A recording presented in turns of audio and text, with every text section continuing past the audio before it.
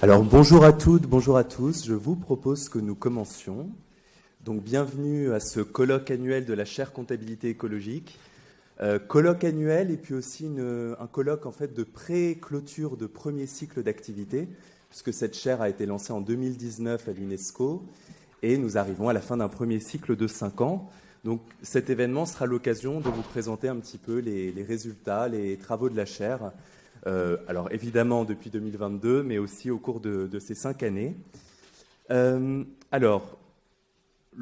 reviendra largement sur ce programme. L'idée, c'est pendant la matinée donc, de faire une présentation principalement donc, des travaux, des résultats, avec des temps d'échange bien sûr. Pour les personnes qui sont présentes dans la salle, il y aura donc un déjeuner dans l'une des salles proches de cette salle de conférence.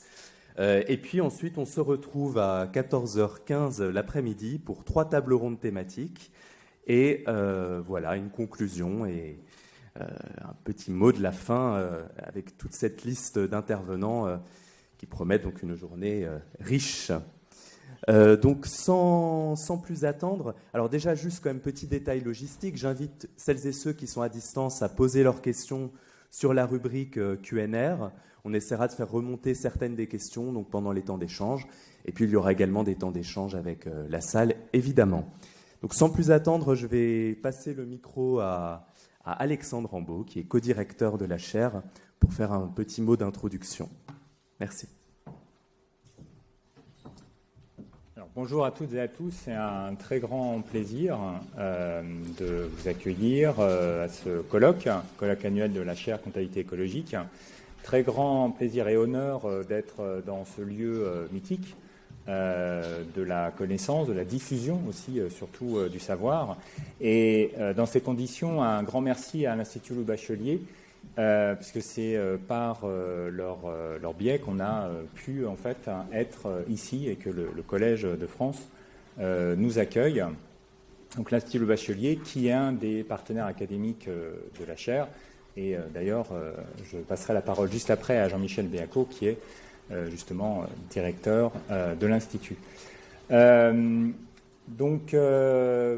Aurélien l'a indiqué, journée avec énormément d'interventions de qualité, de grande qualité. Alors donc le matin, on va avoir un bilan des travaux de la chaire, travaux de recherche de la chaire, et l'après-midi, des tables rondes autour des thématiques de la chaire.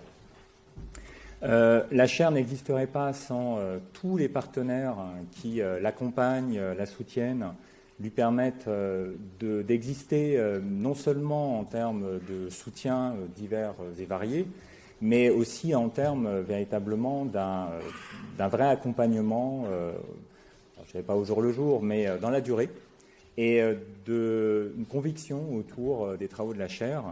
Donc je vais me permettre de les citer, de les mentionner. Donc en partenaire académique, donc la chaire déjà est hébergée par la Fondation AgroParisTech.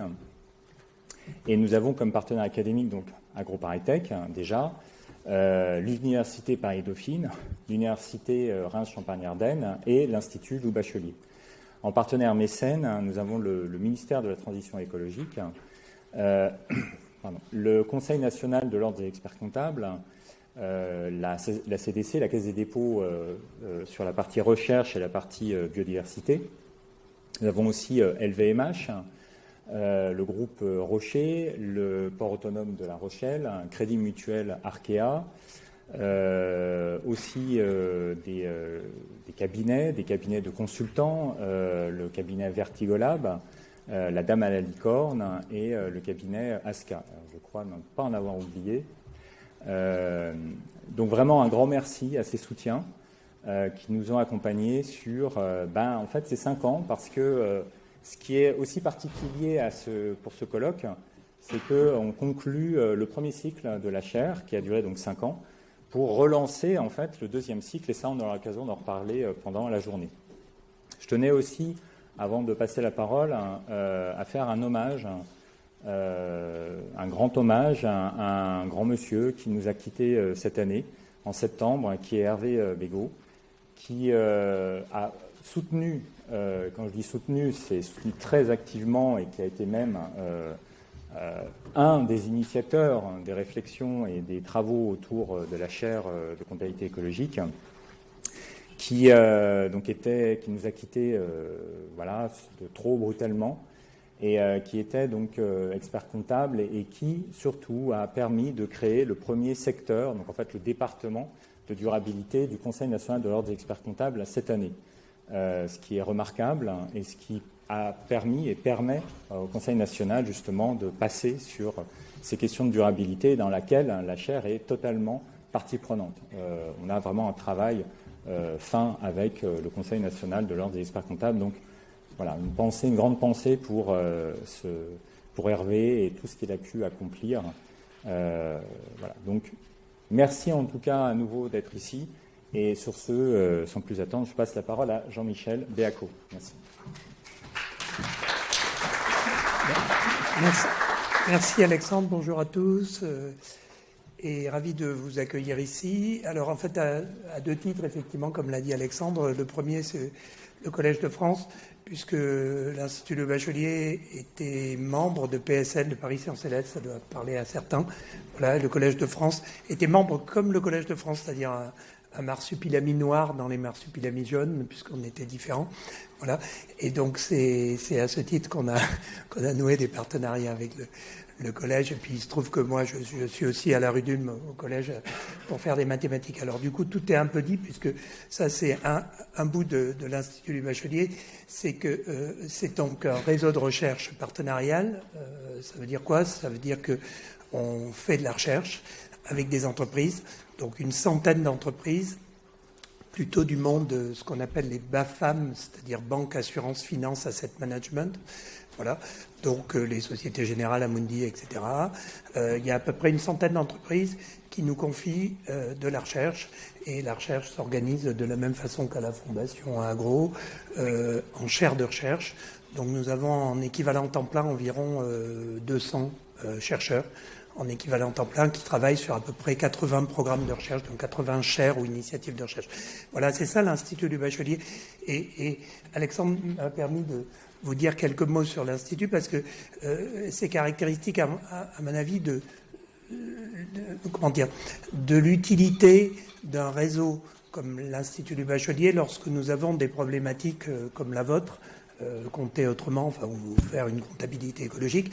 La naissance de l'ILB, c'était 2008-2009, c'est-à-dire il y avait donc une crise financière grave, la crise des subprimes, pour ceux qui, comme moi, étaient nés à ce moment-là. Et la Direction générale du Trésor, le ministère des Finances, crée avec notre président, André Lévy-Lang, l'Institut du Bachelier, pour que la recherche fondamentale et appliquée puisse permettre à l'industrie bancaire et financière de traverser la crise. C'est-à-dire qu'en gros, c'est la naissance d'un dispositif, je dirais, en réseau, collectif, pouvoir public, entreprise et académique, pour que la recherche puisse apporter une réponse à une problématique. Et c'est amusant de voir que finalement, ça c'était en 2008-2009, mais finalement, ces problématiques se retrouvent régulièrement. L'histoire repasse les plats, comme on dit. Et donc, on se retrouve en 2014 avec une problématique qui est la naissance du big data. Et donc, à cette problématique, l'ILB crée effectivement tout un courant de recherche spécialisé, finance et IA, qui aujourd'hui produit de la recherche fondamentale et appliquée pour l'industrie. Et effectivement, à partir quelques années plus tard, naît la problématique de finance verte. En fait, elle était née avant, mais elle commence à se matérialiser précisément. Et effectivement, là encore, on crée un courant de recherche qu'on articule d'ailleurs en une fondation qui s'appelle PARC et qui va se développer en janvier 2024, donc l'année prochaine, Paris Accord Research Commons. Et donc là, cette fois-ci, nous ajoutons à la recherche fondamentale et appliquée des données, puisqu'effectivement, je pense qu'aucun bon chercheur ne peut travailler sans de bonnes données. Voilà, donc finalement, aujourd'hui, vous êtes réunis, et je pense que la séance va être longue, donc je vais vous donner tout de suite la possibilité de travailler, parce que ça a l'air chargé. Voilà.